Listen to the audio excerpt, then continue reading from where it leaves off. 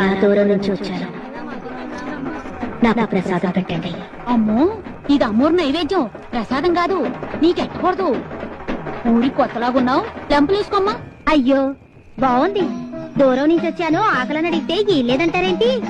చూడమ్మా పెద్దావిడ, అది అమ్మోరు నైవేద్యం. ఇది ఇంకా నా చేతిలోనే ఉందిగా. ఇది నైవేద్యం కాదులే, తీసుకొని తిను. అమ్మా, అమ్మోరు తల్లి, నేను చేసే తప్పైతే నన్నేమైనా చెయ్యి.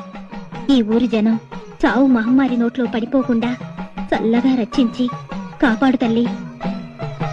తీసుకోమ్మా పెద్దావిడ, తీసుకో.